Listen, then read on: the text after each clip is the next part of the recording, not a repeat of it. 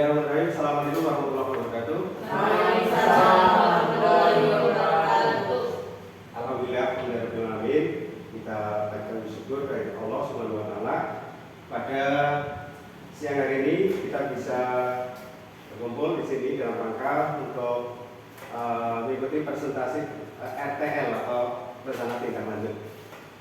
Pada Bapak Kepala Sekolah SD 1 Lengkong yang saya hormati, pada Bapak Ibu Guru SD 1 Lengkong yang saya hormati, pada siang hari ini saya akan menyampaikan tentang RTL, rencana tindak lanjut program berbasis proyek bersama komunitas belajar sekolah, Festival Olahraga Permainan Bola Tangan.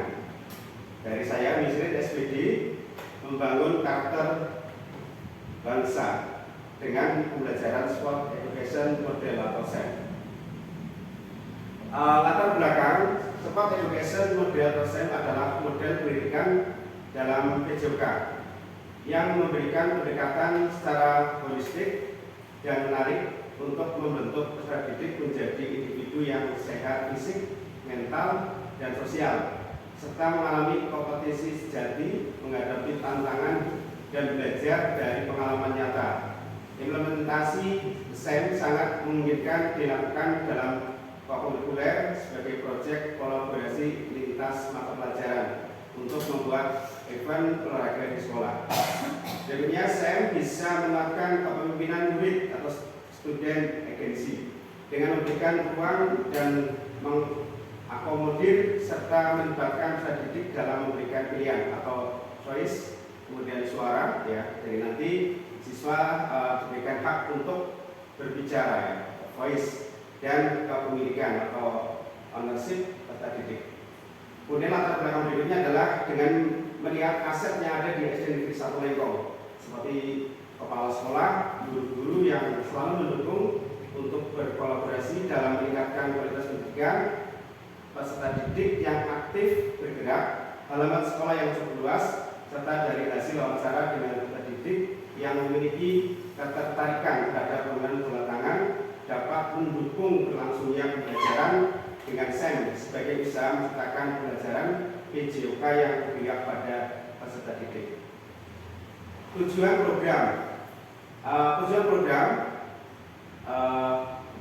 programnya adalah memfasilitasi pembelajaran PJOK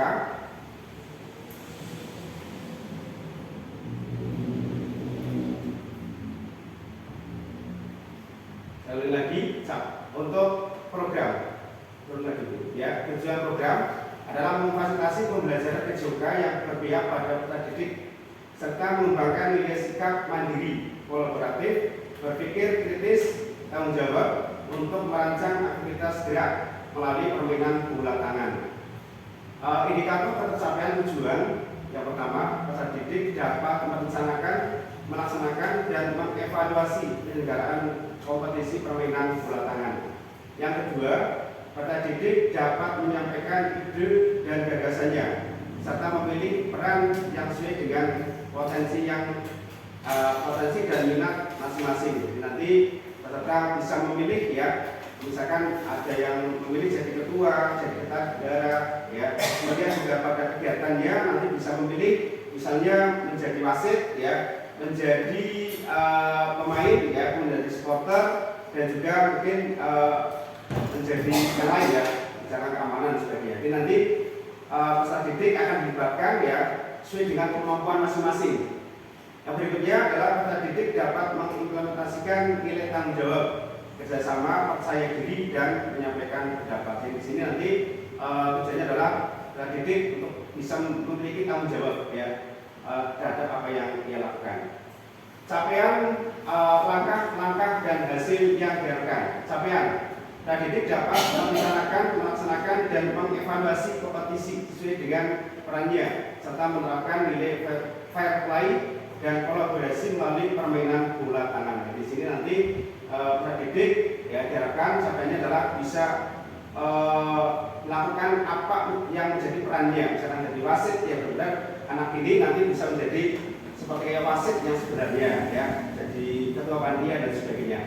Kemudian langkah-langkahnya, peserta didik akan terus dilibatkan selama program berlangsung, mulai dari perencanaan, penyiapan pertandingan, puncak pertandingan, pencatatan pertandingan, kemudian festivity, sampai pada evaluasi dan refleksi, yang mana dalam prosesnya pendidik akan diberikan kesempatan untuk menyuarakan ide kreatif dan atau gagasannya.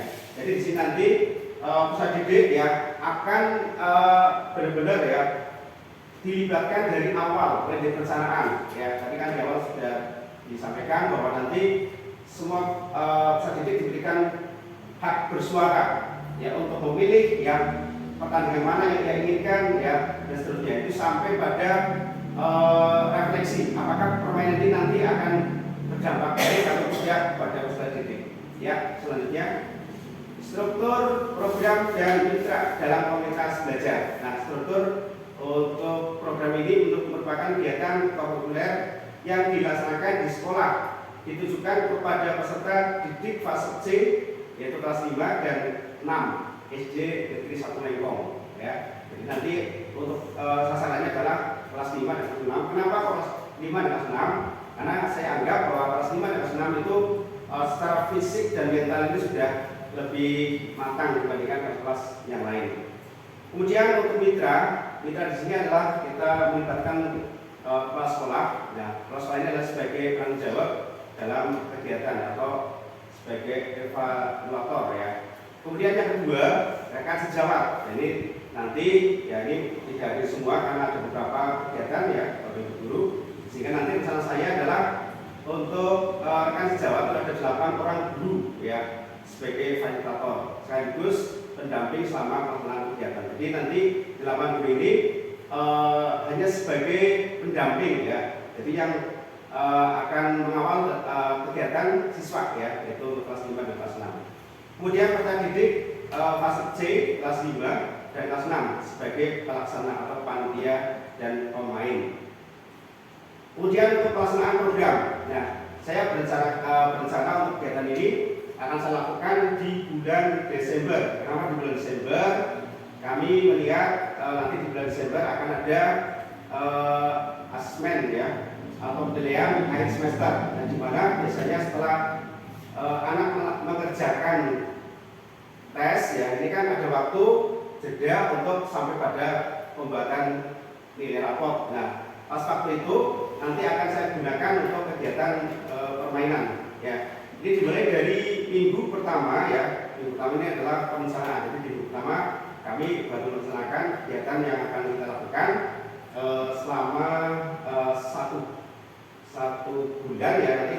Jadi rinciannya minggu pertama perencanaan, minggu kedua adalah sosialisasi. Jadi nanti akan perlu sosialisasi ya pada didik ya untuk kegiatan yang kita akan lakukan. Kemudian minggu ketiga adalah penyiapan. Ya, penyiapan ini menyiapkan berbagai macam hal yang terkait dengan pertandingan atau permainan bola tangan. Kemudian di minggu keempat adalah puncak pertandingan. Jadi ini rencana untuk pelaksanaan waktu kegiatan. Yang berikutnya untuk kapasitas sekolah. Jadi kapasitas sekolah sebagai pendukung pelaksanaan program. Kami mengambil ada beberapa. Yang pertama adalah manusia.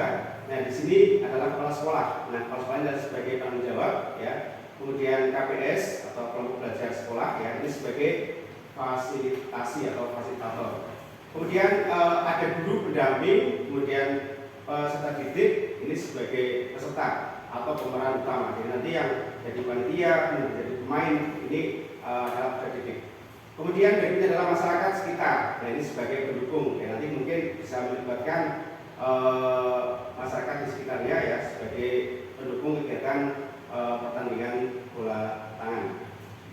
Kemudian untuk fisik, ya fisik nanti kita menggunakan ruang kelas ya. Nah, ini karena di musim hujan kami antisipasi ya ada 2 tempat. Yang pertama adalah kelas sebagai tempat belajar indoor. Ya, ini untuk jaga-jaga ketika nanti pas pelaksanaan hujan, maka nanti bisa dilakukan di dalam kelas.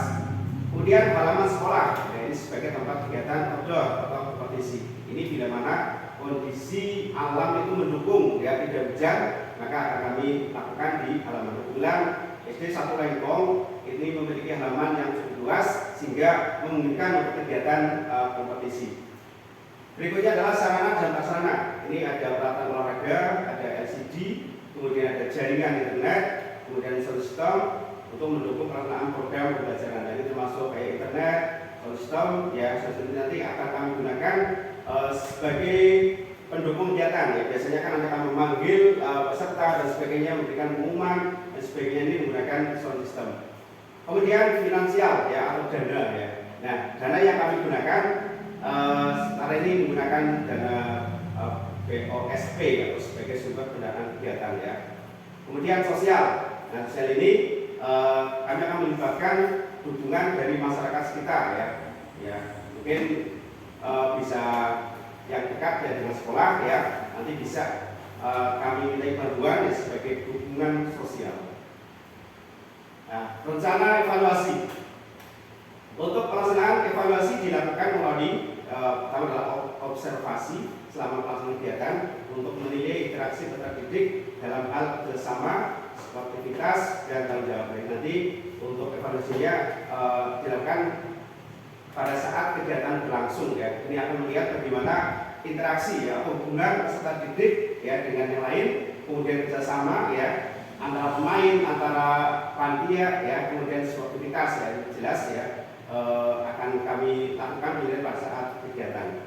Kemudian yang kedua adalah wawancara dengan peserta didik dan guru untuk mengetahui kebermanfaatan program. Ya, nanti setelah ini nanti kita juga akan melakukan wawancara ya dengan peserta didik ya, nanti akan saya tanya bagaimana untuk program ini ya, apakah ada kebermanfaatan atau tidak ya, dan juga dengan bapak guru.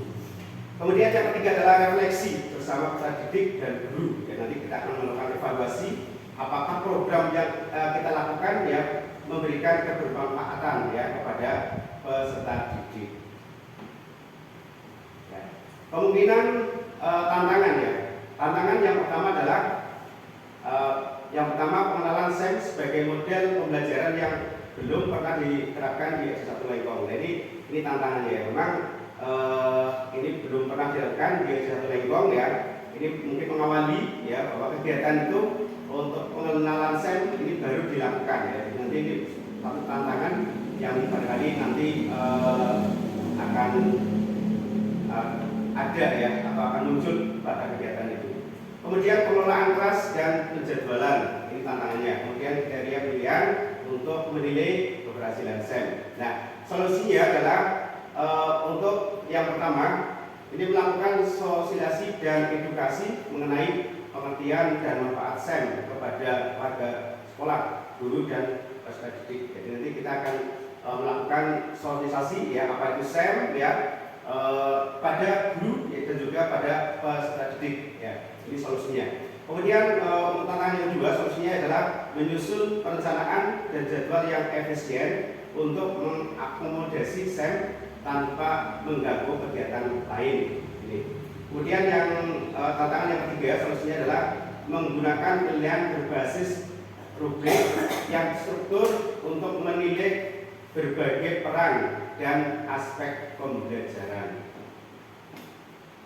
Ya, itu yang bisa saya paparkan terkait dengan RTL saya ya, pembelajaran SEM atau yang nanti akan melibatkan banyak peserta didik sebagai